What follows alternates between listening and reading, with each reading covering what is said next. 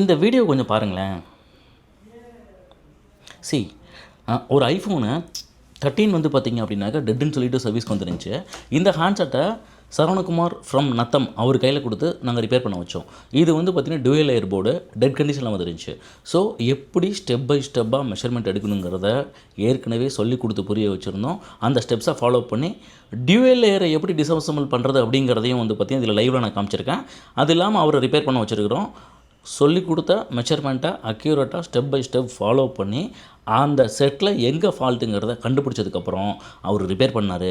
Repair பண்ணதுக்கப்புறம் dual லேயரை ரீபால் பண்ணி எப்படி ஃபிக்ஸ் பண்ணி எப்படி வந்து பார்த்திங்கன்னா செட்டை லைவுக்கு கொண்டு வந்தோம் அப்படிங்கிறது தான் இந்த கம்ப்ளீட் இதில் வந்து பார்த்திங்கன்னா டீட்டெயிலாக இருக்குது. ஸோ இந்த மாதிரி உங்கள் செட்டை கொண்டு வந்தாலும் இல்லை எங்களுக்கு சர்வீஸ் வந்த செட்டை கொண்டு வந்தாலும் சரி, எவ்வளோ பெரிய ஹையர் அண்ட் ஹேண்ட் செட்டாக இருந்தாலும் சரி, செட்டை லைவாக ஃபால் ஃபைண்டிங்கில் செப்பரேட்டாக ஒரு கம்ப்ளைண்ட்டையும் உங்களையே இங்கே உட்கார வச்சு பார்க்க வைக்கிறோம். இந்த மாதிரி நீங்களும் கற்றுக்கணும் அப்படின்னாக்கா ஸ்க்ரீனில் தெரிய நம்பருக்கு வந்து பார்த்திங்கன்னா வாட்ஸ்அப் பண்ணுங்கள். இந்த மாதிரி அக்யூரேட்டான மெஷர்மெண்ட்டோட வித் ஹேண்ட் ஸ்கில்லோட வித்து வந்து பார்த்திங்கன்னா என்லார்ஜ்டு மெஷர்மெண்ட் நாலேஜோட நீங்களும் சர்வீஸ் கற்றுக்கணும் அப்படின்னாக்கா கண்டிப்பாக வந்து பார்த்திங்கன்னா ஸ்க்ரீனில் தெரிய நம்பருக்கு வாட்ஸ்அப் பண்ணுங்கள்.